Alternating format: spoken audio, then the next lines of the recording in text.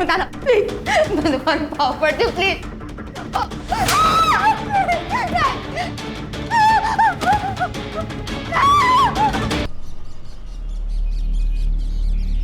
लगता है उमेश 7:30 चल रही है। समझ में नहीं आ रहा भाई, क्या करूं? गोपाल तू ज्यादा टेंशन मत ले, जोड़िया ना ऊपर वाला ही बनाते हैं। यार सारिका के लिए ना अच्छा रिश्ता ढूंढ रहा हूं, पर मिल ही नहीं रहा। पूरी रात इस टेंशन में नींद भी नहीं आती मेरे भाई।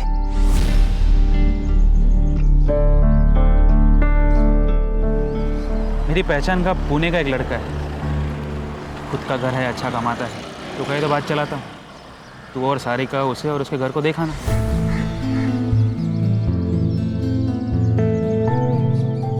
सच कह रहा है भाई? भाई मेरे, सारिका मेरे बहन जैसी है, लड़का अच्छा है। तो बस इतना बता कब जाना है, मैं उन्हें इन्फॉर्म कर देता हूँ। मैं पूछ नहीं रहा हूँ, सबको बता रहा हूँ। अगर सब कुछ सही रहा तो इसी महीने तुम्हारी शादी हो जाएगी। लेकिन भैया मुझे ये शादी नहीं करनी है। आपने मेरी मर्जी पूछी एक बार?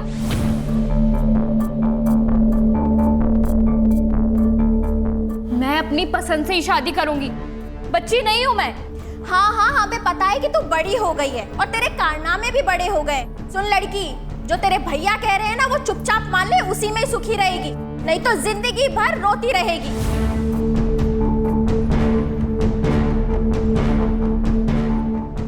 भैया वो समझाती क्यों नहीं हो? कुछ बोलो ना प्लीज।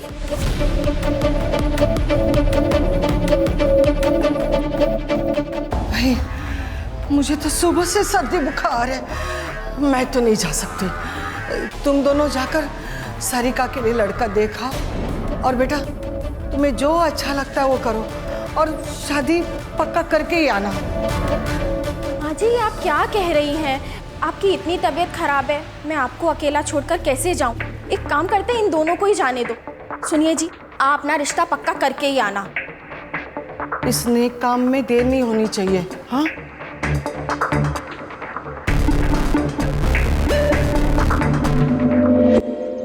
हेलो, मैंने तुमसे कहा था ना भाग चलते हैं, लेकिन तुमने मेरी बात नहीं सुनी। कल भैया मुझे पुणे लेके जा रहे हैं लड़का देखने। नहीं, मुझे शादी नहीं करनी है, मुझे तुम्हारे साथ रहना है। अब तुम ही कुछ करो वरना मैं यहाँ अपनी जान दे दूंगी। भाभी नहीं, नहीं छोड़ो।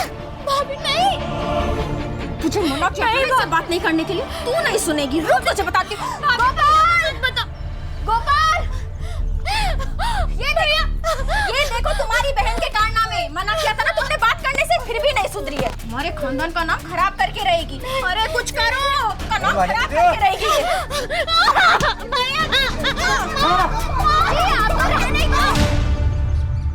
आई अभी नहीं आ सकती मैं, कुछ ही दिनों में मेरे ऑफिसर्स के एग्जाम है। एग्जाम पास कर ली ना, पोस्ट भी बढ़ जाएगी और सैलरी भी।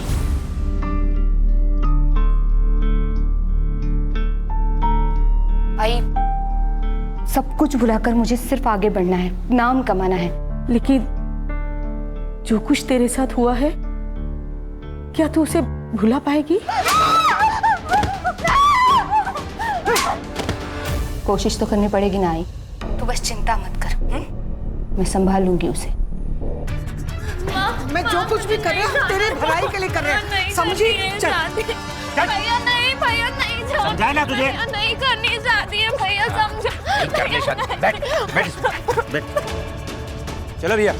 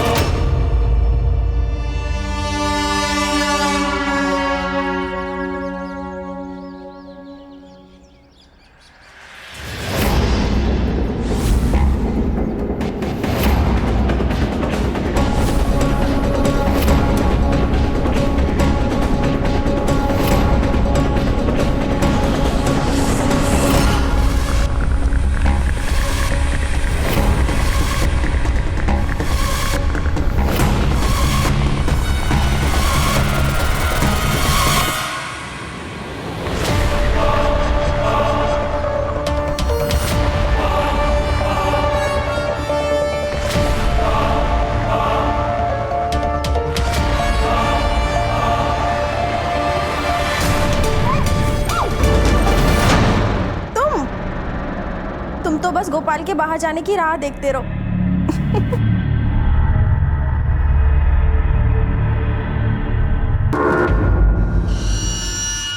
राजू, तू यहाँ क्या कर रहा है? हाँ? निकल यहाँ से, निकल। माँ ये मेरा भी घर है, अगर वो तो आपका बेटा ना माँ। माँ मत बोल मुझे। तेरे जैसा बेटा किसी को ना मिले। दारू, सिगरेट, ड्रग्स सब करता है। ऊपर से तूने वो भी किया जिसे हम किसी को बता नहीं सकते। क्या किया मैंने?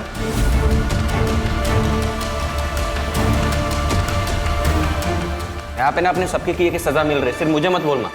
माँ जी खाना खा लेने दीजिए, फिर चला जाएगा। तू तो बीच में बोल ही मत, समझी? सारिका, सारिका, सारिका कहाँ है? वो अपने मामा के पास गई है। तू निकल यहाँ से। झूठ मत बोलो, मुझे सब पता है। अगर सारिका वापस नहीं आई ना तो पुलिस को बता दूंगा कि आप लोग उसकी जबरदस्ती शादी करा रहे हो। धमकी दे रहा है? धमकी दे रहा है? ए गर्दुल्ले, तू तो मुझसे बात ही मत कर, मुंह मत लग मेरे। सारिका की जबरदस्ती शादी में होने नहीं दूंगा, समझा? तेरी तो छोड़ो मेरे भाई को। तू हटना रे, हट। काकू प्लीज बचा लो, काकू प्लीज उसे रोको ना, प्लीज काकू बचा लो मेरे भाई को। ये बात ना तुझे तेरे भाई को यहाँ लाने से पहले सोचनी चाहिए थी। छोड़ो मेरे भाई को, छोड़ो ना, छोड़ो, छोड़ो मेरे भाई को, प्लीज छोड़ो उसे, छोड़ो ना, छोड़ो मेरे भाई को, छोड़ो। तेजल, तेजल, निकल तू, निकल साले, चल। आज के बाद दिखा ना तो मुझसे बुरा कोई नहीं होगा। तो क्या कर लेगा? हाँ, तुम लोगों ने अगर सारिका की जबरदस्ती शादी की ना तो जान ले लूंगा सबकी। निकल, चल निकल यहाँ से। चल तेजल।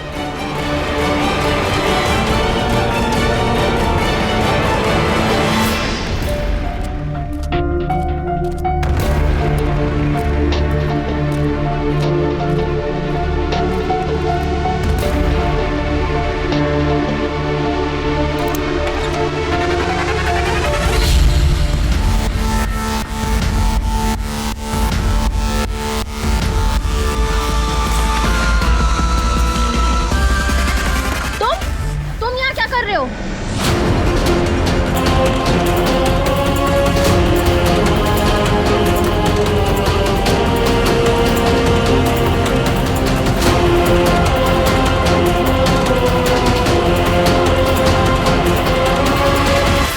ए, तू इतनी रात को यहाँ क्या कर रहा है?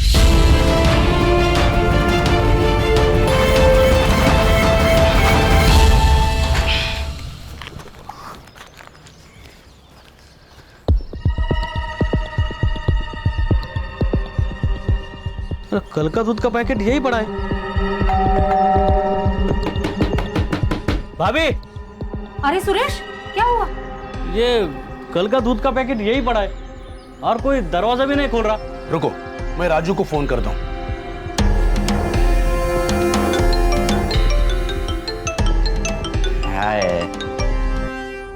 हेलो।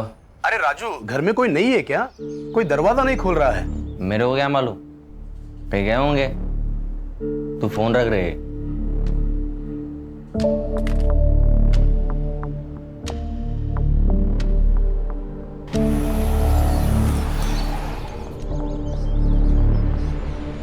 अरे गोपाल भाऊ, घर में कोई नहीं है क्या? दरवाजा नहीं खोल रहे। क्या?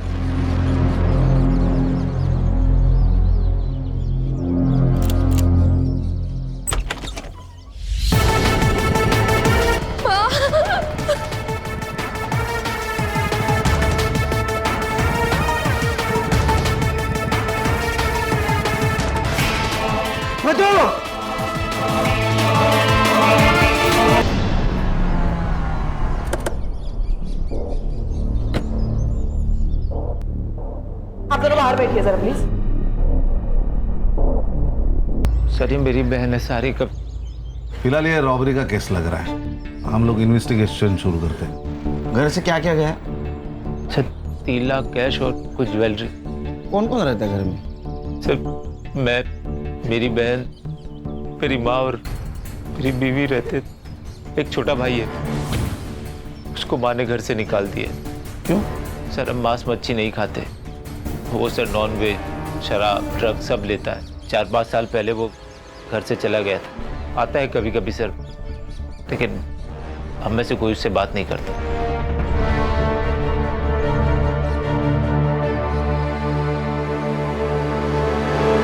खान, एक ही घर में 2 मर्डर हुए, उसमें से एक सीनियर सिटीजन है।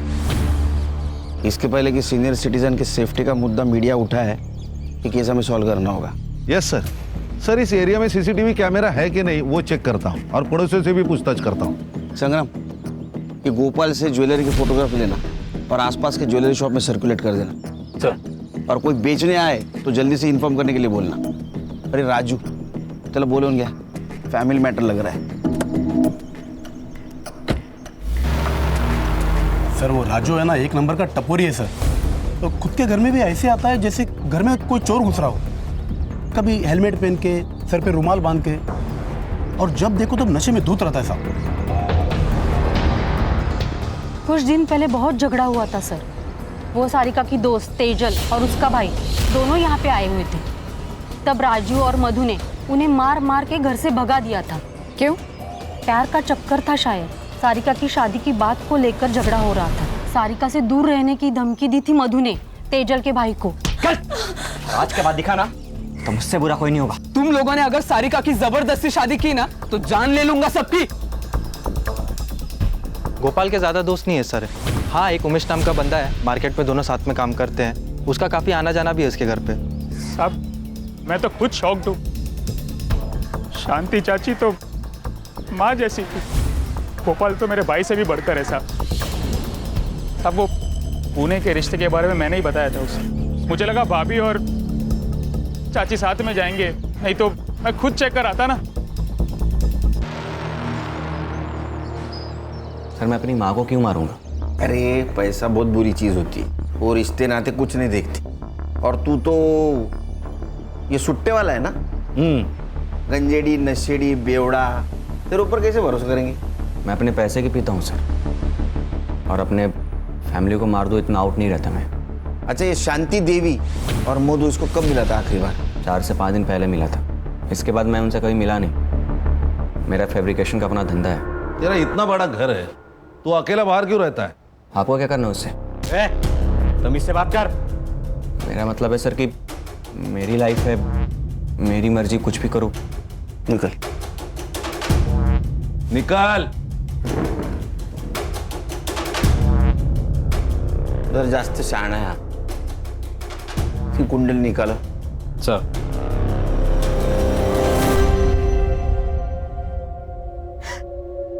और नहीं छुपा सकती मैं नीना।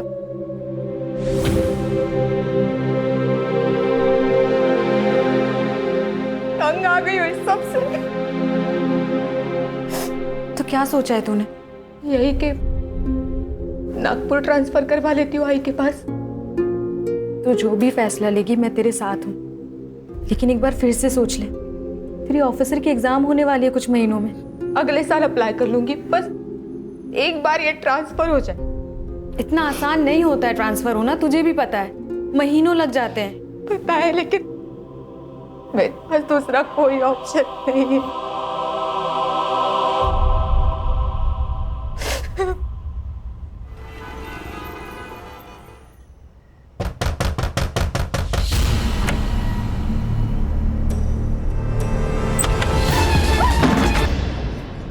सर, मैंने राजू के स्टेटमेंट क्रॉस चेक किए। वो तीनों दिन फैब्रिकेशन की शॉप में ही था। फुटेज भी चेक किए सर। उसने किसी को सुपारी दी होगी, उसके सीडीआर निकालो। सर, गोपाल के घर के बाहर कोई सीसीटीवी नहीं है। वो चोरी के गहनों का क्या हुआ? सर, उस दिन डिटेल ले नहीं पाया, उनकी हालत बहुत ख़राब थी। डिटेल्स लेता और सर्कुलेट करता हूँ। देखो गणेश बाबू, चोरी के गहने खरीदी करने वाला भी चोर होता है। अगर तुम्हारे पूछताछ को अच्छी तरह रिस्पॉन्ड नहीं कर रहा होगा तो एग्रेसिवली पूछताछ करो उसकी। Sir, excuse me sir. हाँ काकू। बेटा, मेधा कहाँ है? वो तो नागपुर आई है ना। नहीं तो। लेकिन वो तो 2 दिन पहले ही नागपुर के लिए निकल गई है। मुझे लगा वो वहीं होगी, इसलिए मैंने कॉल नहीं किया। नहीं, वो आने वाली थी, लेकिन फिर उसका फोन आया और उसने कहा कि शाम को उसको कोई ज़रूरी काम है, तो वो दूसरे दिन आएगी। मुझे नहीं पता इसके बारे में, मैं पता करके बता दूंगा आपको, आप टेंशन मत लीजिए। बेटा जरा जल्दी पता करके बताना मुझे।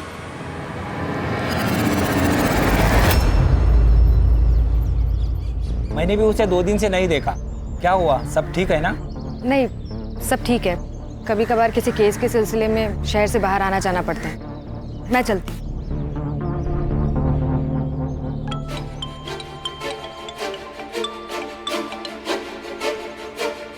हाँ बोल। मेधा का 2 दिन से पता नहीं चल रहा है। देख, वो जिंदा रही या मर जाए, मुझे कोई फर्क नहीं पड़ता। पर सुन, दोबारा मुझे फोन मत करना।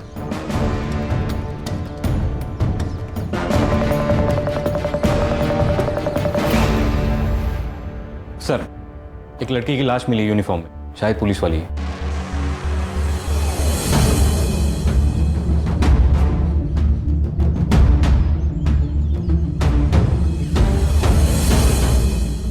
ए, चल चलो पीछे हटो।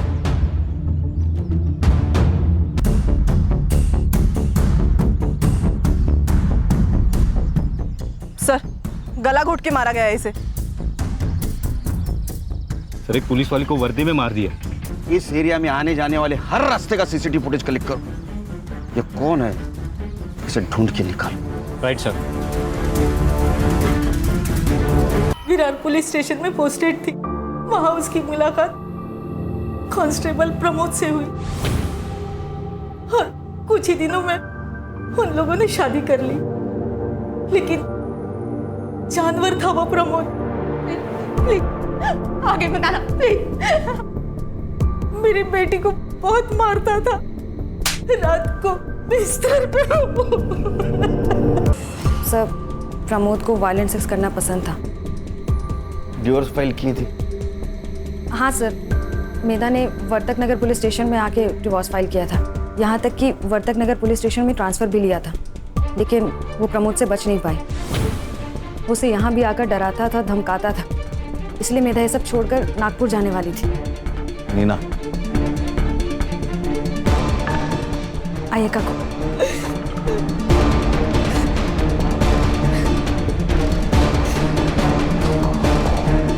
सर, मधु और शांति देवी की पीएम रिपोर्ट आ गई। सर, इसके मुताबिक इन दोनों की मौत 16 तारीख को रात 10 से 12 के बीच में हुई थी। किसी शार्प ऑब्जेक्ट से वार किया गया है सर।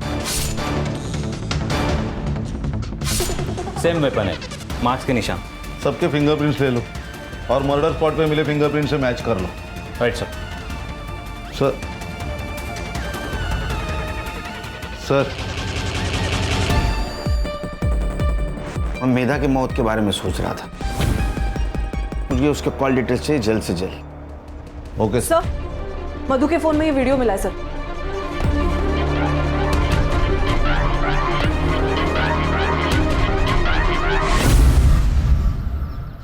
सारिका का किसी के साथ अफेयर चल रहा था? मुझे नहीं पता सर, हमारे कॉलेज का ही कोई लड़का है। दोस्त थी ना तो उसकी? तुझे नहीं पता? मुझे नहीं पता मैडम। अब सच बताओगी या अभी भी झूठ बोलना है? मैं और सारिका एक दूसरे से बहुत प्यार करते, लेकिन हम जानते थे कि हमारे प्यार को कोई नहीं समझ पाएगा, इसलिए हम दोनों ने एग्जाम्स के बाद कॉलेज से भाग जाने का प्लान किया। लेकिन उसके पहले ही हमारे परिवार वालों को पता चल गया और उसके परिवार वालों ने उसे बहुत पीटा और उसके बाद उसे लड़का दिखाने के लिए पुणे भी लेके गए। ये चोट कैसे लगी? मधु ने मारा, इसलिए तूने और तेरे भाई ने मिलकर उसको मार दिया? नहीं सर, मैं और सारिका एक दूसरे से प्यार करते हैं। एक दूसरे के लिए हम जान दे सकते हैं, लेकिन किसी की जान नहीं ले सकते। पिछले 4-5 दिन कहाँ थी तुम? मैं कैफे रुद्रांश में काम करती हूँ, सुबह से शाम वहीं रहती हूँ। ठीक है, जाओ, जरूरत पड़े तो फिर से बुलाऊंगा। जी सर।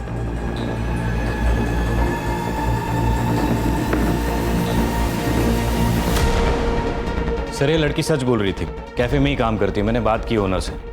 लेकिन इसके ऊपर भरोसा नहीं रख सकते संग्राम, क्योंकि सारिका के घर वाले इन दोनों को मिलने नहीं दे रहे थे। वो वीडियो भी उनके हाथ लग चुकी थी और वो सारिका के लिए लड़का भी देख रहे थे। तो हो सकता है गुस्से में आकर तेजल ने उन दोनों को मार दिया और हमें भटकाने के लिए रॉबरी की हो सर। सर, मेधा के सीडीआर के हिसाब से उसकी माँ प्रमोद, नीना, इसके अलावा वर्तक नगर पुलिस स्टेशन का दीपक शिंदे उसके साथ बातें होती थी। उसके हमने चार्ट रिकवर किए, ये रहे।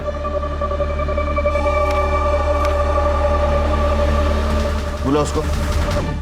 सर, मेधा ने प्रमोद की वजह से ही ट्रांसफर लिया था, लेकिन प्रमोद उसे फिर भी परेशान कर रहा था। उसने खुद बताया तुमको? नहीं सर, उसने नहीं बताया, लेकिन मैंने एक दिन उसके हाथ पे बेल्ट के निशान देखे थे।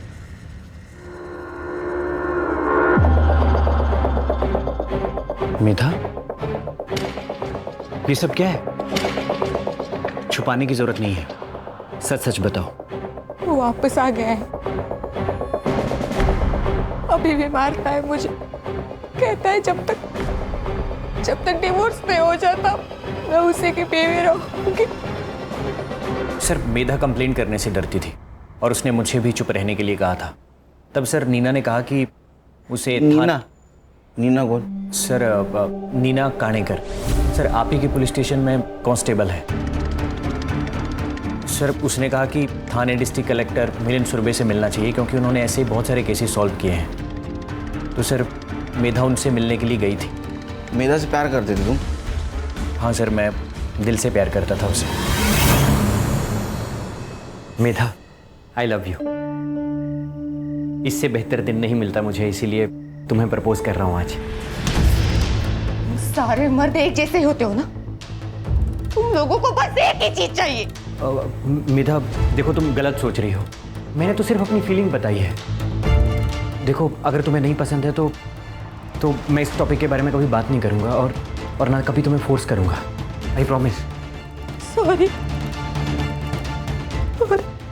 दीपक, एक्चुअली आजकल मेरे साथ हर कोई बस यही कर रहा है, तो मैंने। कौन? प्रमोद?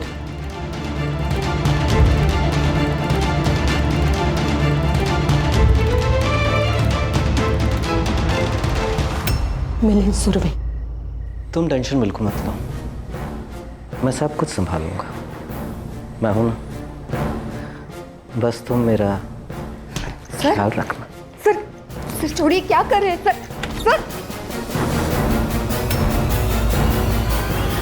उस दिन अगर उसकी बीवी नहीं आती तो पता नहीं वो मेरे साथ क्या कर देता। दीपक, बस मैं नागपुर जाना चाहती हूँ आई के पास। मुझे किसी पे भरोसा नहीं, किसी पे विश्वास नहीं, मुझे यहाँ नहीं रहना। ये मेधा ने कब बताया तुम्हें? सर, 4 दिन पहले। सर, वो एडमिन को 2 लाख रुपए भी देने वाली थी ट्रांसफर के लिए, और सर मेधा ने यह भी कहा था कि वो अपनी ज्वेलरी बेचने जा रही है। तुम कहाँ थे पिछले 4 दिन? सर, मैं वर्तक नगर में था सर, एमएलए की सिक्योरिटी में। ठीक है, जरूरत पड़ी तो फिर से बुलाऊंगा। ठीक है, थैंक यू सर।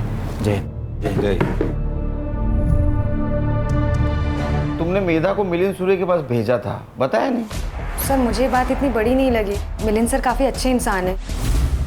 उन्होंने मेरी प्रॉपर्टी डिस्प्यूट में हेल्प की थी, तो इसलिए मैंने उसे रिकमेंड किया। उसी मिलिंद सुरभि ने मेधा का एडवांटेज लेने की कोशिश की थी। सर, मेधा ने मुझे इस बारे में कुछ नहीं बताया। उन्होंने तुम्हारे कभी? नहीं सर, नो वे। खान, तुम और हर्षा मधु और शांति देवी की केस पे काम करो। सर। मैं संग्राम और नीना मेधा के केस पे काम करते हैं। ये सब झूठ। रोज़ाना कई औरतें आती हैं मेरे पास हेल्प करने के लिए, आप किसी से भी पूछ सकते हैं। अब जब वो इंसान ही नहीं रहा तो उसके कंधे पे बदनामी की बंदूक रखकर कोई भी गोली चला सकता है। आपने उसके साथ जबरदस्ती नहीं की। आई नो, हम दोनों बेडरूम में ही थे, लेकिन आपको बताना चाहूँगा कि मेरे बेडरूम में ही मेरा स्टडी टेबल था, इसलिए मैं वहीं पर था। इसलिए मेधा भी वहीं पर आई, बात की और चली गई। ठीक है सर, थैंक यू।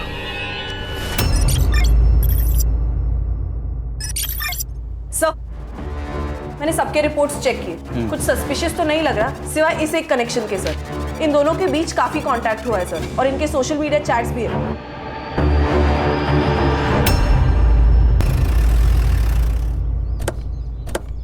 कुत्ते की दुम साल भर पाइप में डाल के रखो तो भी टेढ़ी की टेढ़ी रहती है। ये मिलिंद कुत्ते की दुम है सर। खूबसूरत जवान लड़की को देखते ही कि उस पर अपनी बुरी नजर डालना शुरू कर देता है। वो मेघा, वो अक्सर हमारे घर आया करती थी, खासकर तब जब मैं घर पे नहीं होती थी। मैं तो हर रिश्ते को एक मौका देना होता है। तुम भी अपने रिश्ते को एक मौका दो। जानो प्रमोद क्या चाहता है। प्रमोद तुम्हारा हाथ पकड़ना चाहता है, तुम्हें गले लगाना चाहता है, तुम्हें किस करने की कोशिश करना चाहता हूँ। सर छोड़िए, सर क्या कर रहे हैं सर, छोड़िए प्लीज। मैं तो बता रहा हूँ कि छोड़िए, छोड़ दो।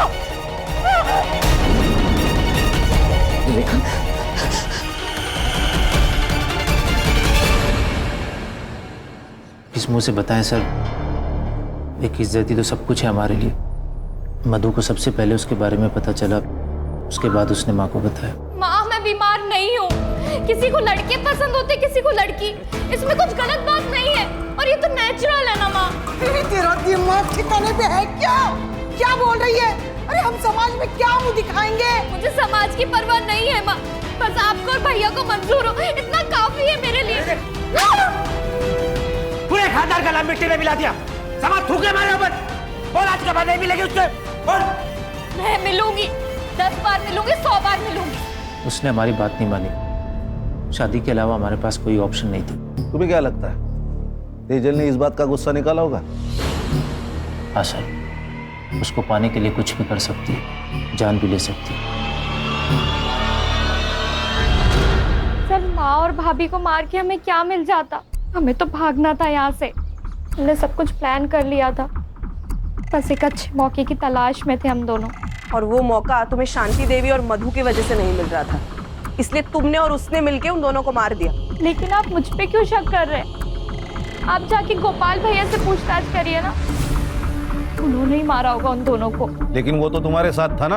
हाँ हम साथ गए थे यहाँ से, लेकिन दूसरे दिन गोपाल भैया पूरा दिन गायब थे। अगली सुबह आए फिर, मैंने पूछा कहाँ गए थे तो कुछ नहीं बताया। और वैसे भी उनके पास तो मोटिव भी था दोनों को मारने का। मोटिव? क्या मोटिव था? भाभी का अफेयर चल रहा था, ये बात भैया को पता चल गई थी। गुस्सा नहीं आएगा किसी को भी सर।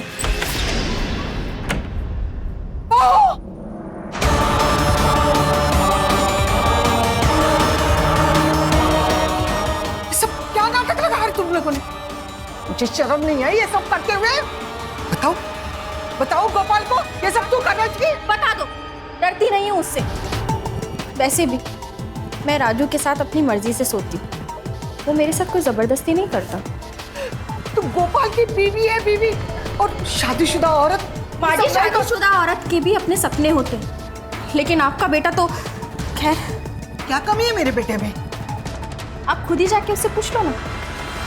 फिर बहुत ज्यादा झगड़ा हुआ उस दिन माँ और भाभी के बीच, इसलिए इसी गुस्से में बदला लेने के लिए मेरे कमरे में एक मोबाइल छुपा दिया और फिर वीडियो निकाल लिया, ताकि सबका ध्यान वहां से भटक के मेरे ऊपर आ जाए। वो वीडियो देख के माँ तो चुप रही, तभी शायद गोपाल भैया को कुछ नहीं बताया। पर सर मुझे ऐसा लगता है ना कि गोपाल भैया को पहले से ही सब कुछ मालूम था। क्या रे, डोमेस्टिक वायलेंस करना क्राइम है, पता नहीं तेरे को? सर मुझे वायलेंट तरीके से सेक्स करना अच्छा लगता है सर।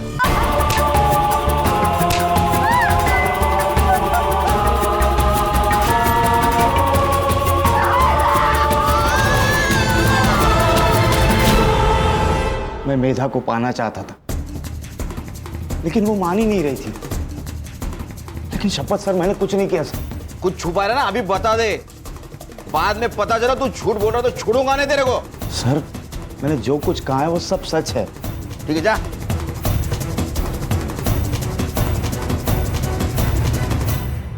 सर 16 तारीख को गोपाल की सेलफोन लोकेशन पुणे के किसी आउटस्कर्ट्स एरिया में थी। वहाँ ठीक 12 बजे उसका फोन स्विच ऑफ हुआ और उसके एग्जैक्टली 24 घंटे बाद उसका फोन स्विच ऑन हुआ। ये बात तो तय है सर कि वो पुणे में नहीं था 16 तारीख को। वो गोपाल को लेके आ।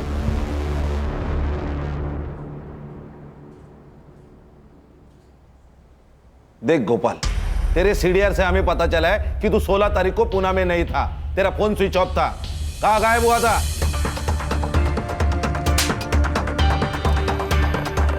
बताता हूँ सर। सर अकेले में बात कर सकता हूँ? अरे मैं अकेला इसे समझ और बोल। सर मैं बिरोही आयुर्वेदिक मेडिकल सेंटर गया था। मैं इम्पोर्टेंट हूँ सर। मुंबई के बाहरी इलाके के पास ये सेंटर है। मैं पूरा दिन वहाँ पे ट्रीटमेंट के लिए था, शाम को वापस आ गया। और तू पहले क्यों नहीं बताया ये बात सर मैं कैसे सबको बता सकता था? सर मधु को भी ये बात शादी के बाद पता चली हो। हमारे बीच में कभी कोई संबंध नहीं था, और जब मैंने मधु और राजू को एक साथ बिस्तर पे देखा,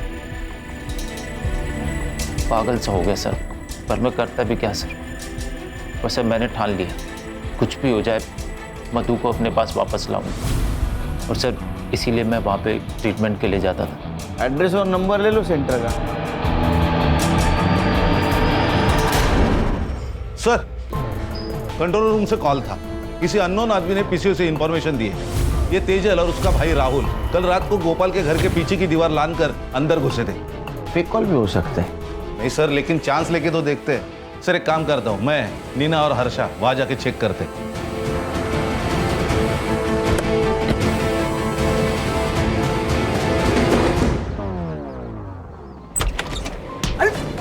क्या हुआ? अरे आप लोग बैठ बैठ। एक बात बता, 16 तारीख को तू और तेरी बहन गोपाल के घर में क्यों घुसे थे? सर हम लोग तुझसे पूछा क्या? खड़ी रहे पे। सर हम लोग वहां पे गए ही नहीं थे सर, सच में सर।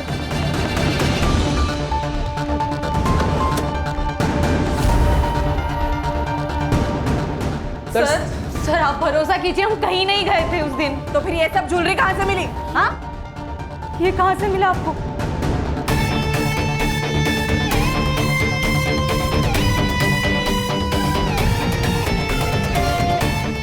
ये वही गहने हैं, ये शांति देवी के गहने जो उस दिन चोरी हुए थे। सर ये यहाँ पे कैसे आए हमें नहीं पता सर, सच में। सर आप हम पे भरोसा कीजिए।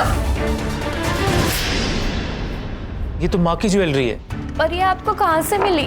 तुम्हारे गर्लफ्रेंड के घर से। आप झूठ कह रहे हैं। आप सिर्फ तेजल को फ्रेम कर रहे हैं ताकि हम दोनों साथ ना हो सके। तो ऐसा तो नहीं कि तुम दोनों ने मिलकर मधु और तुम्हारी माँ को मार दिया? नहीं सर, आप गलत समझ रहे हैं।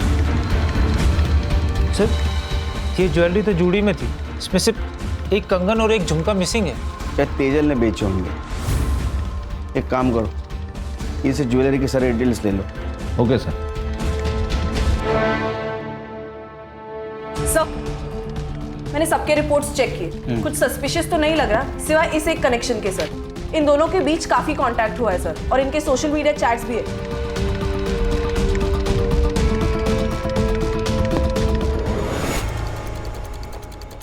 कॉल डिटेल्स और चैट डिटेल्स मिलिंद के साथ अफेयर चल रहा था ना तुम्हारा 1 साल से?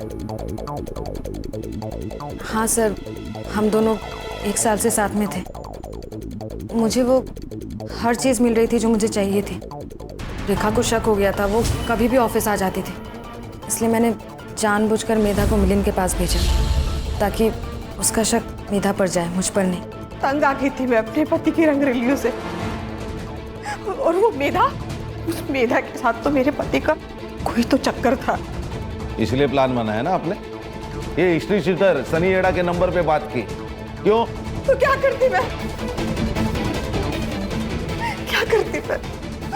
वो मेधा मुझसे मेरा पति छीनना चाहती थी। मैडम, आप जैसा सोच रही मेरे और सर के बीच में वैसा कुछ भी नहीं है, लेकिन हाँ मेधा और सर का चक्कर चल रहा है। मेधा का आपसे कोई लेना देना नहीं है, लेकिन वो सिर्फ अपने बारे में सोचती है, और बिच्छू को मार देना ही उसका उपाय है। आप इसे कॉल करिए, यह आदमी आपकी शादी टूटने से बचा सकता है। तुमने मेधा को मारने की सुपारी दी थी? हाँ दी थी, 50,000 एडवांस, और डेड बॉडी की फोटो मिलने के बाद बाकी के बचे हुए।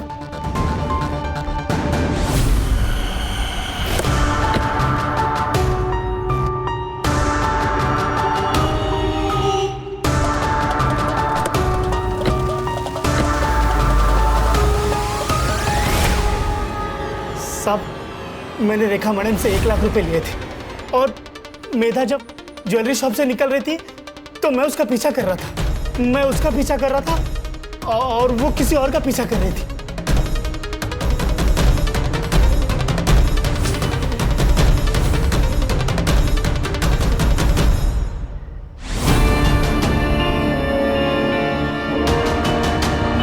सिर्फ पैसों से मतलब था। मैंने उसका फोटो निकाला, रेखा मैडम को दे दिया, मेरा पैसा मुझे मिल गया। वो कैप वाले आदमी का चेहरा देखा था क्या?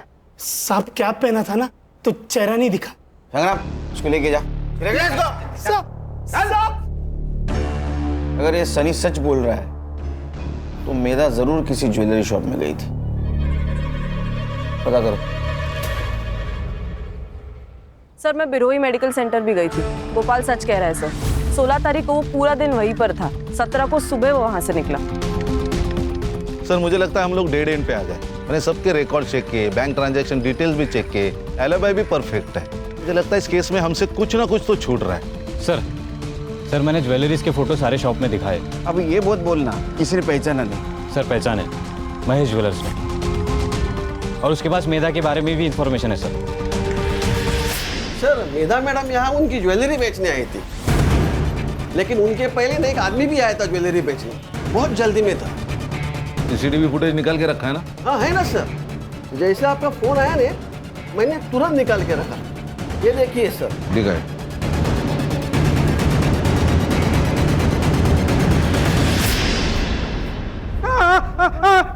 बताता हूँ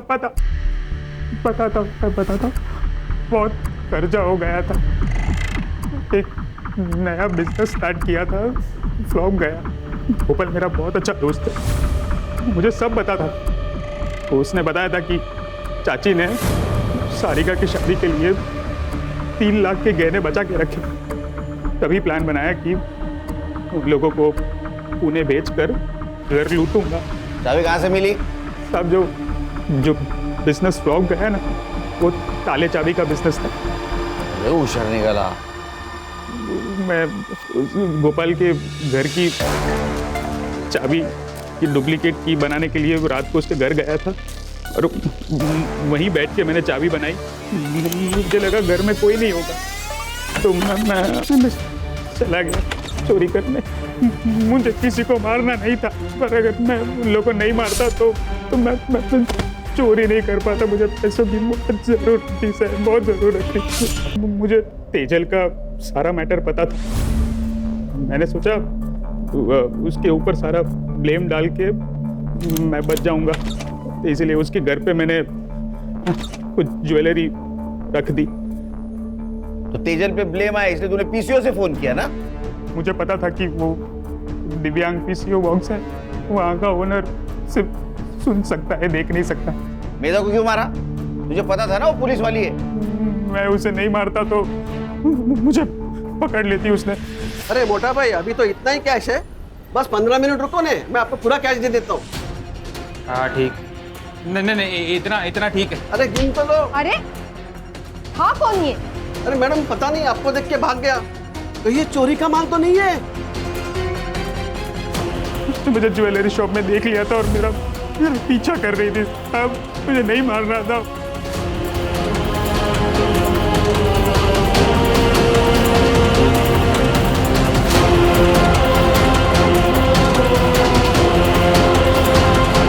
उसने मधु और शांति देवी के साथ साथ एक पुलिस वाली को भी मारा है, वो भी ड्यूटी पे थी उसको।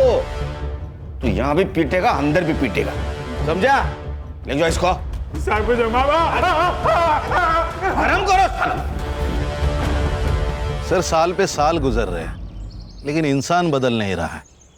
प्यार तो प्यार होता है सर, किसी के साथ भी हो सकता है। कैसा है ना खान, जब हम किसी और से प्यार करते हैं तो उससे थोड़ा ज्यादा खुद से प्यार करना चाहिए, तो हम खुद के लिए लड़ सकते हैं। यहाँ गोपाल भी खुद के लिए नहीं लड़ सका, और मेधा वो तो पुलिस वाली थी, वो भी हार गई। Correct sir. सिर्फ क्राइम करने वाला नहीं, बल्कि क्राइम सहने वाला भी गुनहगार होता है। इसलिए एक चीज ध्यान में रखो, हमारे अंदर जो पुलिस वाला है उसको मजबूत रखना है, अपने इंडिविजुअल प्रॉब्लम से उसे डाइवर्ट नहीं होने देना है।